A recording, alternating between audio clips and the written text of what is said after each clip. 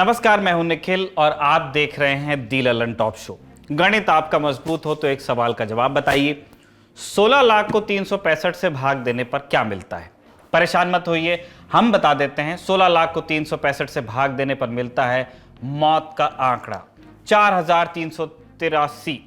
इन दिनों प्रदूषण पर खूब बात हो रही है, हम भी जानते हैं और आप भी जानते हैं कि जैसे ही दिल्ली के आसमान से धुआं कुछ छट जाएगा, प्रदूषण पर बात बंद हो जाएगी। और बात बंद हो जाएगी तो ये तथ्य भी हवा हो जाएगा कि साल दर साल वायु प्रदूषण कितने लोगों की जान ले लेता है। याद कीजिए कोरोना काल, जब रोज कभी 1000 तो कभी 2000 तो कभी 3000 लोगों के मारे जाने की खबर आती थी और हम सिहर जाते थे। लगता था कि स्थिति वाकई इतनी भयावह है कि लोग तिल तिल कर मर रहे हैं, हमारा भी नंबर आ सकता है। कोरोना की ही तरह अगर भारत में वायु प्रदूषण के चलते होने वाली बीमारियों से मारे गए लोगों का काउंटर चलता तो आप जानते कि रोज कम से कम 4383 लोगों का दम घुट रहा है। ये वैसा ही है कि रोज 18 प्लेन्स क्रैश कर जाएं। मई 2022 में Lancet commission on pollution and health ने एक रिपोर्ट जारी की थी, जिसके मुताबिक साल 2019 में भारत में प्रदूषण के चलते तकरीबन 24 लाख लोगों की जान गई थी। इनमें से 16 लाख लोग वायु प्रदूषण के चलते मारे गए थे। दुनिया में किसी और देश में प्रदूषण का ऐसा खौफनाक असर देखने को नहीं मिला। नंबर 1 और नंबर 2 पर जो पोल्यूटर्स हैं, अमेरिका और चीन, वहां भी नहीं। एक साल आगे आइए, साल 2020। इस साल ग्रीन पीस ने एक रिपोर्ट जारी करके कहा कि भारत में साल 2020 में 1,20,000 लोगों की जान वायु प्रदूषण के चलते गई। संभव है कि लैंसेट और ग्रीन पीस ने अलग अलग तरीके से रिपोर्ट कंपाइल की हो, लेकिन अगर 1,20,000 के आंकड़े को ही सही मान ले, तब भी हम रोजाना 328 लोगों को खो रहे थे। रोज 2 फ्लाइट्स क्रैश हो रही थी, वैसा ही था ये। साल 2020 कोरोना का साल था, तो इसका फर्क भी पड़ा होगा, लोग कम बाहर निकले घरों से। सो गाड़ी और रिवर्स गियर में डाल के आप 2017 पर आइए। इस साल के लिए ग्रीन पीस ने एक रिपोर्ट छापी एयरपोकलिप्स नाम से। इसमें बताया गया कि भारत में हर साल तकरीबन 12 लाख लोगों की मौत हो जाती है वायु प्रदूषण से।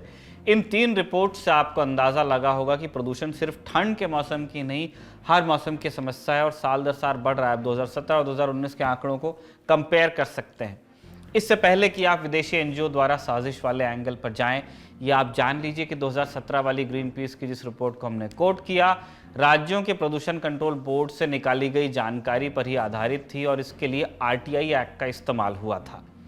तो प्रदूषण कितना खतरनाक है ये तो हमने स्थापित कर ही दिया।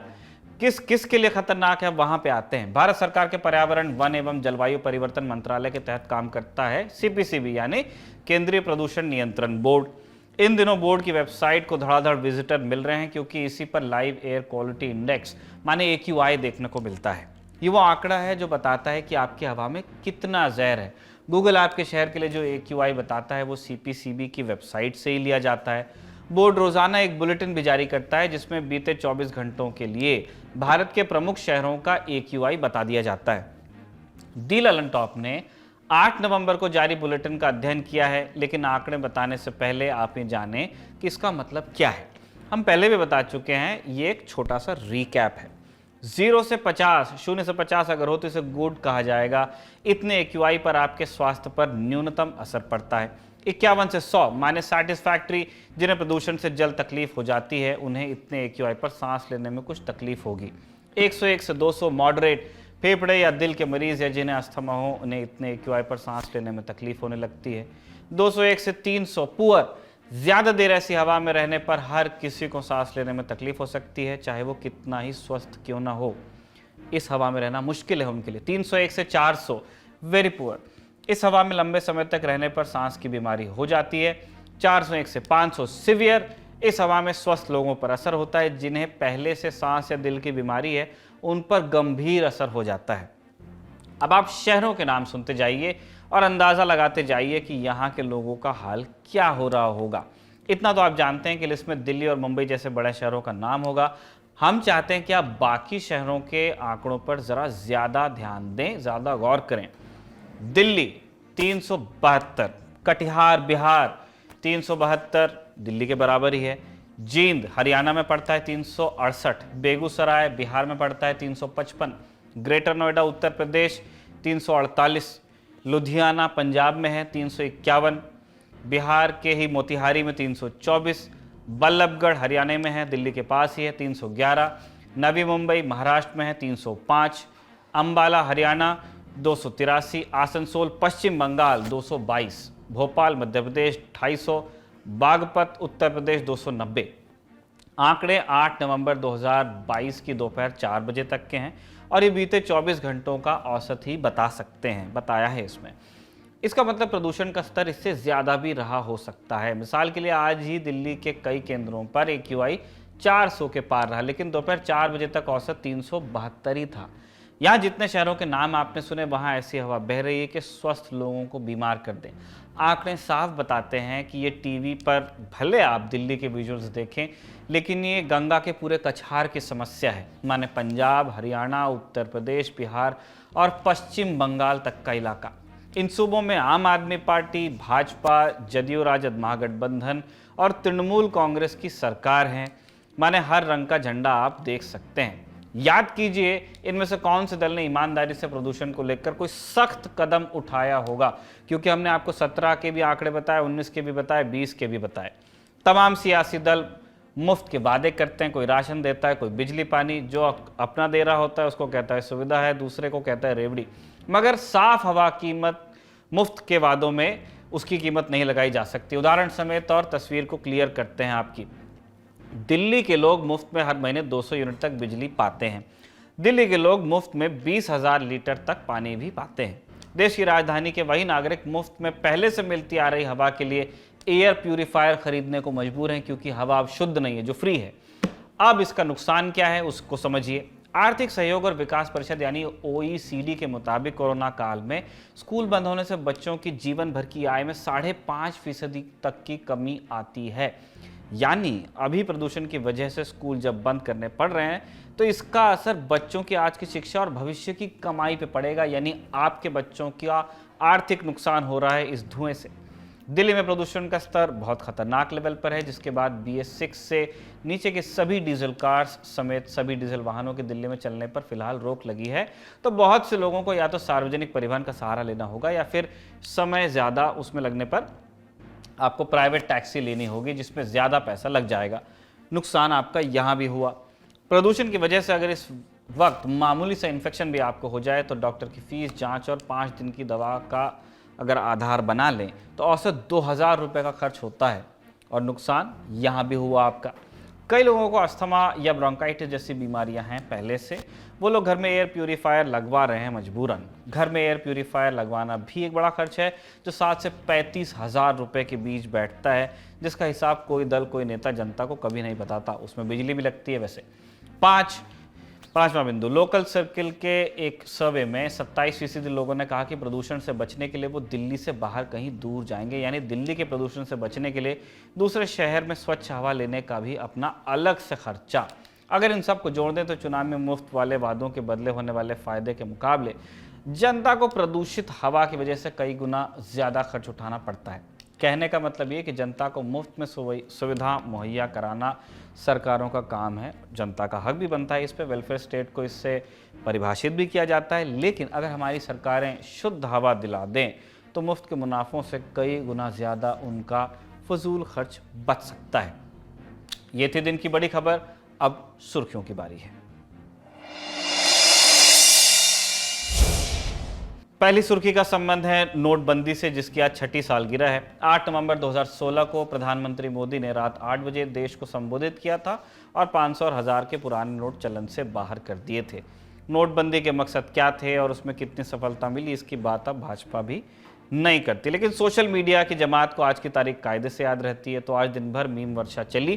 कांग्रेस नेता राहुल गांधी ने भी एक ट्वीट किया। उन्होंने लिखा, काला धन नहीं आया, बस गरीबी आई।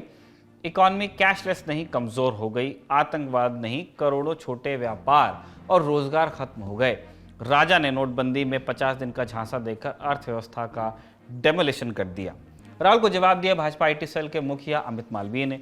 उन्होंने अपने ट्वीट में लिखा, भाजपा शासन में काला धन वापस आया और गरीब तेजी से कम हो गए, गरीबी भी कम हुई, अर्थव्यवस्था मजबूत हुई। भारत विश्व की 5वीं सबसे बड़ी अर्थव्यवस्था बना।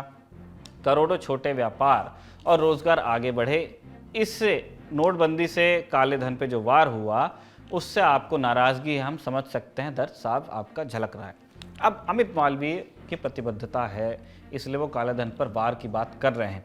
वैसे अगर सयानों की बात मान ली जाए कि अवैध व्यापार और काले धन का कारोबार कैश में ही चलता है या कैश में ज़्यादा चलता है, तो ये देख लेना समीचीन होगा कि भारत के बाज़ारों में कितना कैश तैर रहा है। इंडियन एक्सप्रेस की एक रिपोर्ट के मुताबिक नोटबंदी से पहले 4 नवंबर 2016 को देश में कैश सर्कुलेशन था 17.97 लाख करोड़ रुपए।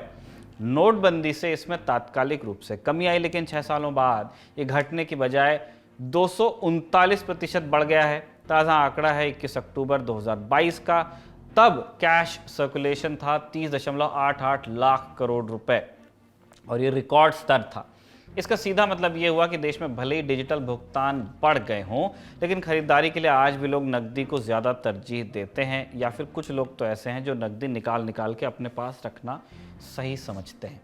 दूसरी सुर्खी है कर्नाटक से। कर्नाटक कांग्रेस के कार्यकारी अध्यक्ष सतीश जारकीहोली ने 7 नवंबर को एक कार्यक्रम में हिंदू शब्द को फारसी भाषा का बताया। साथ ही कहा कि हिंदू शब्द का मतलब बहुत गंदा होता है। आप सुन लीजिए। हिंदू धर्म, वो धर्म, ये धर्म, हिंदू शब्द कहां से आ गया है? ये हमारा है? पर्शियन का है। पर्शियन का है ईरान, इराक, कजाकिस्तान, उज्बेकिस्तान। फिर भारत का उधर का क्या संबंध है? फिर आपका कैसा होगा ये हिंदू? चर्चा होना चाहिए। अभी व्हाट्सएप में, विकिपीडिया में देखो पर्शियन कहाँ से आ गया शब्द, आपका नहीं है। फिर आपको इतने उसको ऊपर बिठा के क्यों आप जा रहे हैं? आपका नहीं है वो शब्द। फिर उसका मीनिंग आपको समझ में आ गया तो आपके आप शर्म आ जाएंगे। हिंदू का जो मीनिंग है वो बहुत गंदी है। ये तो मैंने कह रहा हूं, स्वामी जी ने क्या बोला ना, ये ऑलरेडी वेबसाइट में है। कहीं का धर्म, कहीं का शब्द आप लाके हमारे ऊपर जबरदस्ती डाल रहे हैं। चर्चा होना चाहिए किसका है। जारकीहोली के बयान को बीजेपी ने हिंदू विरोधी बता दिया। केंद्रीय मंत्री अनुराग ठाकुर ने कांग्रेस को तो घेरा ही, साथ ही आम आदमी पार्टी का भी नाम लिया। आप सुन लीजिए। ये आदत पड़ गई है कांग्रेस के और आम आदमी पार्टी के नेताओं को हिंदुओं को नीचा दिखाने की, अपशब्द बोलने की, देवी देवताओं का अपमान करने की।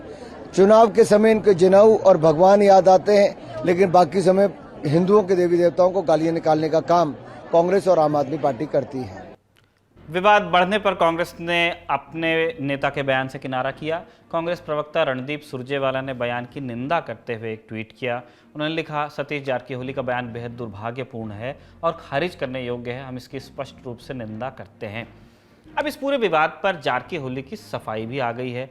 उन्होंने कहा, ये सच है कि मैंने अपने भाषण में उल्लेख किया था कि हिंदू शब्द फारसी से आया है।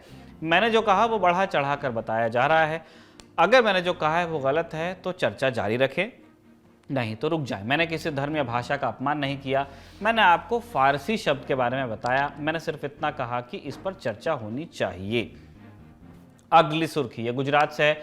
चुनाव के मद्देनजर 7 नवंबर को सूरत में AIMIM की एक रैली थी। इसमें पार्टी की प्रवक्ता वारिस पठान ने दावा किया कि पार्टी के मुखिया असदुद्दीन ओवैसी वंदे भारत ट्रेन में बैठकर अहमदाबाद से सूरत जा रहे थे, तब कुछ अज्ञात लोगों ने उनके डिब्बे पर पत्थर चला दिए। वारिस पठान ने पथराव की वजह से दर की डिब्बे की खिड़की की तस्वीरें भी ट्वीट की। फिर सूरत में एक रैली में वारिस पठान ने पथराव का दोष प्रधानमंत्री पर मढ़ दिया। आप सुन लीजिए। धाड़ से एक पत्थर आकर गिरता है ट्रेन के कांच के ऊपर। बैरिस्टर असदुद्दीन ओवैसी साहब बैठे हुए हैं, साबिर काबुलीवाला साहब उनके पीछे है, मैं साइड में, वहां पर एक कांच आता है और ट्रेन का कांच क्रैक कर देता है पूरी तरह से। मैं आपको फोटो दिखा सकता हूं मीडिया वाले के पास, मेरे पास मोबाइल में फोटो सब पड़े हुए हैं। इतना भारी पत्थर कि वो कांच के पूरा क्रैक हो गया। फिर एक दूसरा पत्थर आया, मतलब 1 मिनट भी नहीं हुआ होगा, 10-15 सेकेंड में किसी ने 2 पत्थर लगातार उठा के मार। ओवैसी साहब ट्रेवल कर रहे हैं ना, अरे तुम पत्थर मार लो मोदी जी। पठान की बात आपने सुन ली। वैसे रेलवे का कहना है कि सांसद असदुद्दीन ओवैसी या उनके साथियों ने पुलिस को इसकी जानकारी नहीं दी, बल्कि रैली में दे बयान से उनको घटना का पता लगा। वंदे भारत की ये सेवा पश्चिम रेलवे के सूरत मंडल के तहत चलती है। मंडल ने घटना पर अपना पक्ष भी रखा है, वो भी आप सुनिए। सांसद श्री या उनके साथ ट्रैवल कर रहे दूसरे साथी मेंबर्स के द्वारा हमको बताने में नहीं आई और वो सूरत स्टेशन पे उतरने के बाद भी इस बारे में कोई जानकारी नहीं दी गई। साथ में इस मामले में तहकीकात करने पर ये पता चला है कि अंकलेश्वर और भरूच के बीच में रेलवे अथॉरिटीज़ द्वारा ट्रैक पर मरम्मत का काम चल रहा है। पिछले 2-3 दिनों से काम चल रहा है। इस काम में जो मेटल और ट्रैक का रिपेयरिंग के काम के दौरान ऐसी संभावना रहती है, ऐसा रेलवे अथॉरिटीज़ द्वारा क्लेरिफाई किया गया है कि मेटल पार्ट्स या तो पत्थर उछलने के बनाव बनते हैं। फिलहाल रेलवे अथॉरिटीज़ द्वारा इस बात की पुष्टि की गई है कि ये संभावनाएं रहती हैं और इसके अलावा अगर कोई एंटी सोशल एलिमेंट्स या किसी और द्वारा ऐसी कोई बदमाशी की गई है, उस एंगल पर भी हम इन्वेस्टिगेट कर रहे हैं और डिटेल में इन्वेस्टिगेट करके ऐसी कोई जानकारी मिलेगी तो हम आगे कार्रवाई करेंगे। चौथी सुर्खी का संबंध विदेश मंत्री डॉक्टर एस जयशंकर के रूस दौरे से है। यहाँ उन्होंने अपने रूसी समकक्ष सर्गेई लावरोव से मुलाकात की। इस मीटिंग के बाद विदेश मंत्री ने पत्रकारों से बात भी की। बताया कि मीटिंग में दोनों नेताओं के बीच द्विपक्षीय, क्षेत्रीय और वैश्विक मसलों पर बात हुई। जैसा कि इन दिनों लगातार एक पैटर्न देखने को मिल रहा है, जहां जहां भारत के नेता मिलते हैं, पत्रकार रोककर उनसे सवाल पूछते हैं रूस से आयात हो रहे तेल पर। सही बात है, पत्रकारों को सवाल पूछना ही चाहिए। तो विदेश मंत्री ने अपने चिर परिचित अंदाज में जवाब दिया। जवाब अंग्रेजी में था, हम उसका अनुवाद आपको बता रहे हैं। विदेश मंत्री ने कहा, ऊर्जा बाजार तनाव में है। दुनिया में तेल और गैस के तीसरे सबसे बड़े उपभोक्ता होने के नाते यह हमारा दायित्व है कि हम आम भारतीयों तक फायदे के सौदे वाले तेल की सप्लाई को सुनिश्चित करें। इससे पहले विदेश मंत्री ने आखिरी बार जुलाई 2021 में मॉस्को का दौरा किया था। इस बार भी वो 2 दिन का वक्त निकाल कर गए हैं। मतलब साफ है कि भारत रूस से अपनी पुरानी दोस्ती को लेकर बिल्कुल असहज नहीं है। अंतर्राष्ट्रीय संबंधों की दुनिया से एक और अपडेट है। आज प्रधानमंत्री मोदी ने G20 समिट 2023 के लोगो, थीम और वेबसाइट को जारी किया। भारत इस साल 1 दिसंबर को G20 की अध्यक्षता संभाल लेगा और साल 2023 में G20 शिखर सम्मेलन भारत में ही आयोजित होना है। G20 में अमेरिका, रूस, चीन समेत दुनिया के तमाम ताकतवर मुल्क शामिल हैं। इसलिए G20 समिट की मेज़बानी को लेकर सरकार और खासकर विदेश मंत्रालय बहुत उम्मीद लगाए हुए हैं। राजधानी समेत देश के अलग अलग हिस्सों में कार्यक्रमों की रूपरेखा बनाई जा रही है। इसलिए समय समय पर इस तरह के कार्यक्रम होते हैं, लॉन्चेस होते हैं, ताकि उसका मोमेंटम बना रहे। 5वीं सुर्खी, केंद्र सरकार ने 7 नवंबर को कर्नाटक हाईकोर्ट के पूर्व चीफ जस्टिस ऋतुराज अवस्थी को भारत के 22वें विधि आयोग यानी लॉ कमीशन ऑफ इंडिया का अध्यक्ष नियुक्त कर दिया। कानून मंत्री किरण रिजिजू ने ट्वीट करके ये जानकारी दी। आयोग में justice KT Shankaran, professor Anand Paliwal, professor DP Verma, professor Raka Arya और M करुणानिधि को सदस्य नियुक्त किया गया। 2018 में 21वें लॉ कमीशन के अध्यक्ष और सुप्रीम कोर्ट के पूर्व जज जस्टिस BS चौहान के सेवानिवृत्त होने के बाद से लॉ पैनल खाली था। अब 4 साल बाद नया अध्यक्ष नियुक्त हुआ है। जस्टिस ऋतुराज अवस्थी 3 जुलाई 2022 को कर्नाटक हाईकोर्ट के चीफ जस्टिस के पद से रिटायर होने से पहले इलाहाबाद हाईकोर्ट में जज थे। उन्होंने कर्नाटक हाईकोर्ट की उस बेंच का नेतृत्व भी किया था जिसने कर्नाटक के सरकारी कॉलेजेस में मुस्लिम लड़कियों के हिजाब पहनने पर प्रतिबंध को बरकरार रखा था। अब वो 22वें लॉ कमीशन के अध्यक्ष बनाए गए हैं। ये कमीशन इसलिए भी ज़रूरी होने वाला है क्योंकि यूनिफॉर्म सिविल कोड पर सरकार ने संसद में जवाब देते हुए कहा था कि इस मुद्दे को 22वें लॉ कमीशन को रेफर किया जाएगा। जैसा कि आपको अंदाज़ा लग गया होगा, लॉ कमीशन या विधि आयोग कानूनों में सुधार पर सरकार को सलाह देने वाली एक बॉडी होती है, संस्था होती है, जिसका गठन समय समय पर किया जाता है। 21 का गठन हो चुका है, 22वें का गठन अब हुआ है। आखिरी सुर्खी, इसका संबंध है बीजेपी के वयोवृद्ध नेता लालकृष्ण आडवाणी से। आज लालकृष्ण आडवाणी 95 साल के हो गए। आडवाणी देश के पूर्व प्रधानमंत्री अटल बिहारी वाजपेयी के कैबिनेट में गृह मंत्री और उप प्रधानमंत्री रह चुके हैं। उन्होंने ही 1990 में राम मंदिर निर्माण के लिए समर्थन जुटाने के मकसद से एक रथ यात्रा निकाली थी, जिसने उन्हें हिंदूवादी राजनीति का नायक बना दिया था। 2015 में आडवाणी को देश के दूसरे सबसे बड़े नागरिक सम्मान पद्म विभूषण से भी सम्मानित किया गया था। आडवाणी के जन्मदिन पर प्रधानमंत्री मोदी और रक्षा मंत्री राजनाथ सिंह ने उन्हें दिल्ली स्थित आवास पर जाकर बधाई दी। प्रधानमंत्री लगभग आधे घंटे उनके यहाँ रुके। मुलाकात की तस्वीरें शेयर करते हुए प्रधानमंत्री ने ट्विटर पर लिखा, आडवाणी जी के आवास पर गया और उन्हें जन्मदिन की बधाई दी। भारत के विकास में उनका योगदान अविस्मरणीय है। उनकी दूरदृष्टि और बुद्धि के लिए पूरे भारत में उनका सम्मान किया जाता है। भाजपा को बनाने और मजबूत करने में उनकी भूमिका अद्वितीय है। मैं उनके लंबे और स्वस्थ जीवन की कामना करता हूँ। खबरों का सिलसिला यहाँ पे अब एक नया मोड़ लेता है और हम आगे बढ़ रहे हैं हमारी चुनाव यात्रा की झलकियों की तरफ। आज हिमाचल चुनाव यात्रा की झलकियां लोकतंत्र के दो छोरों से आई हैं। एक छोर पर वो लोग हैं जो हो न तंत्र को फर्क पड़ता है उससे, न उस राजनीति को जो हाशिए पर खड़े लोगों की हिमायत का दम भरती रहती है कि हम गरीब हम गरीब हम गरीब का भला करते हैं। दूसरी तरफ हैं कुछ नेता कार्यकर्ता जो पार्टी लाइन से ऐसे बन गए हैं कि सीधे सवालों का जवाब देना भी उनके लिए थोड़ा मुश्किल हो गया है। हम क्या कह रहे हैं आपको झलकियां देखकर समझ आएगा। सोनल और अमितेश पालमपुर के खेतों में एक गद्दी से मिले। गद्दी का मतलब होता है गड़रिया या चरवाहा। तो जो समाज यहाँ भेड़ बकरियां पालता है उसे भी गद्दी कह दिया जाता है। 6 महीने गद्दी हिमालय की ढलानों पर भेड़ों को चराते हैं और ठंड के 6 महीने गद्दी मैदानों में बिताते हैं। इन दो बड़ी यात्राओं के अलावा भी गद्दी रोज़ अपना पता बदलते हैं क्योंकि उनको ग्रेस करना होता है अपने जानवरों को। जगह जगह जाकर के वो घास वास खाते हैं। ऐसी मुश्किल ज़िंदगी जीने वालों की सरकार से क्या उम्मीद है, आप सुनिए। तो बताइए आप लोग की दिक्कतें क्या है, समस्याएं क्या है? समस्या होती है जी, रास्ते में समस्या होती है, गाड़ी आती है इधर उधर करना पड़ता है माल को, जो बाघ आ जाते हैं उनसे एक रात को उनको पहरा करना पड़ता है। तो रात में कैसे पहरा करते हैं? एक बंदा 2-2 घंटे रहता है, पहरा करता है। अच्छा, बारी बारी से? हाँ जी, बारी बारी से। अच्छा, तो बताइए काम वाम कैसा चल रहा है आपका? कितना नफा नुकसान है? ठीक ही है, फायदा ही है। फायदा है, फायदा ही है। अच्छा, आप नेताओं से आपको कोई उम्मीद है कि आपके लिए क्या करें कि आपका समस्या थोड़ी हल हो? नेता से कि हमें जैसे कई आते हैं बंदे आ जाते हैं उठा के ले जाते हैं बकरी भेड़ को ऐसे ही। हाँ। तो उनको हमारे साथ कोई बंदूक हथियार चाहिए हमें भी। ऐसे ही उठा कर ले जाते हैं? हाँ, जैसे हम सोए होते हैं ना। हाँ। उठा के ले जाते हैं। हाँ। तो कुछ न कुछ बंदूक तो होना चाहिए हमारे हाथ में भी। कौन ऐसे मतलब गुंडे बदमाश आते हाँ, हैं? गुंडे बदमाश आते हैं ना, बाहर ले आते हैं। तो फिर आप लोग कुछ कर नहीं पाते? क्या करना हमने, वो वैसे मारने पड़ जाते हैं, फिर हम क्या करने। वो होते हैं 15-20 आदमी आते हैं, हम 3 आदमी होते हैं। 15-20 आदमी आते हैं और कितनी भेड़ें उठा कर ले जाते हैं? कितनी? 20-25 भेड़ ले जाते हैं उठा के। इस बार उठाए? नहीं, इस बार नहीं उठाए। पिछली बार?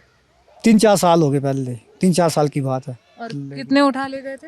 वो ले गए थे 37-38। 37? आपके सामने ही? वो सामने हम सोए थे, वो ले गए उठा के। तो किसी ने तो कोई जो पहरा हाँ, कर रहा था, किया हमने ऐसे वो हमने पकड़े भी, ऐसे केस चला हुआ था हमारा उनका। अब चला गया केस है। आपका वोटर आईडी कार्ड बना है? हाँ। वोट देते हैं आप? हाँ। अब दूसरे छोर पर चलिए। साकेत और जेरी शिमला जिले में पड़ने वाली ठियोग विधानसभा का दौरा कर रहे थे। मतदान से ऐन पहले सारी पार्टियां प्रचार तेज करने में लगी हैं। ऐसे माहौल में साकेत को ठियोग विधानसभा के कांग्रेस महासचिव मिल गए।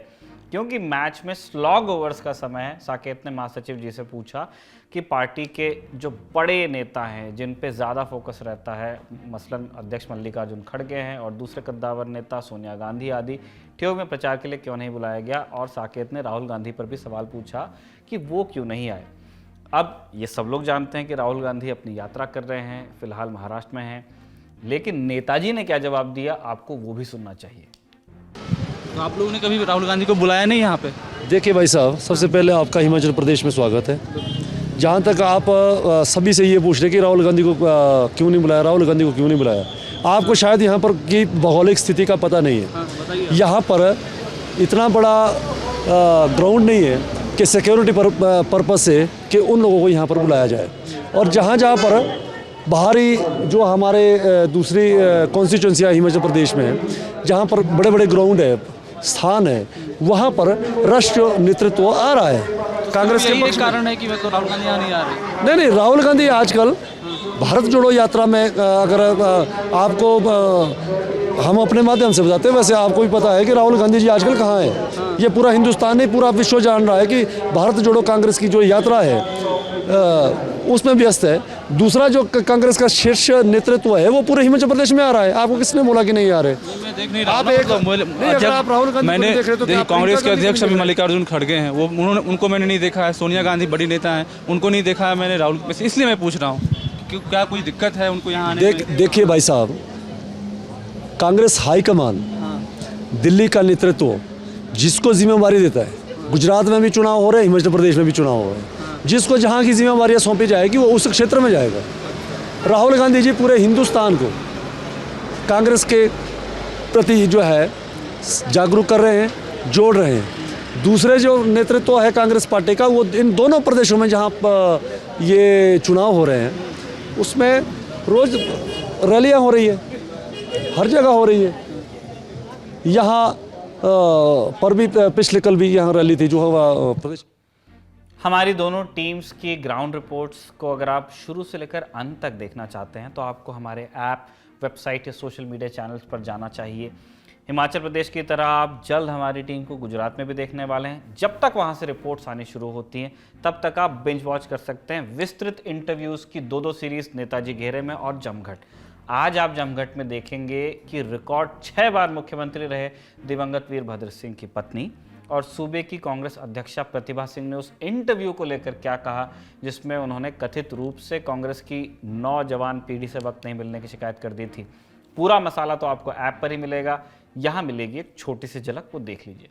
तो ये सवाल बड़ा पूछा जा रहा है कि प्रतिभा जी, भाई वीरभद्र जी भी सांसद रहते हुए विधायकी लड़े थे, तो आप इस बार चुनाव नहीं लड़ी, और कई लोग उसको मुख्यमंत्री पद पर दावेदारी से भी जोड़ के देख रहे हैं। मैं ऐसे भी पॉलिटिकली एम्बिशियस नहीं हूँ, ये तो परिस्थिति ने मुझे ऐसे मोड़ पे लाके खड़ा कर दिया। सरकार बनती है, अगर जो आप लोगों का दावा है, क्या प्रतिभा सिंह मुख्यमंत्री पद की दावेदार होंगी? मेरे से सीनियर कई लोग बैठे हैं, अब क्या कौन है आपसे सीनियर जो आपको लगता है दावेदार? Many people.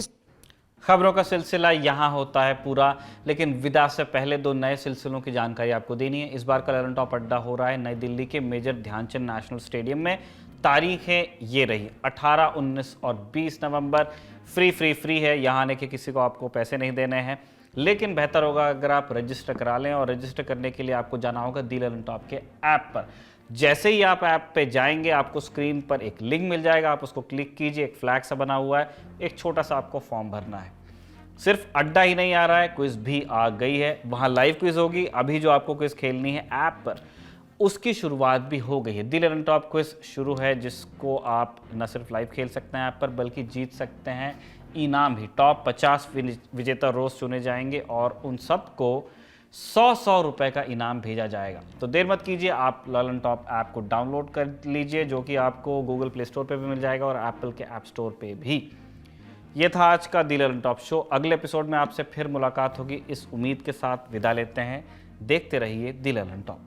आपके ज्ञान की गहराई नापने के लिए आ गई है ललन टॉप क्विज। मौके पर दो जवाब और मौके पर ही पाओ इनाम। सोमवार से शुक्रवार रात 9 बजे सिर्फ ललन टॉप ऐप पर। याद रखो कक्का की बात जो कही गई है, नॉलेज पर हाल लगाओ हाल फायदा, दे लगाओ का फायदा। तो फटाक से डाउनलोड करो ललन टॉप ऐप और आ जाओ 9 बजे क्विज खेलने के लिए हमारे साथ।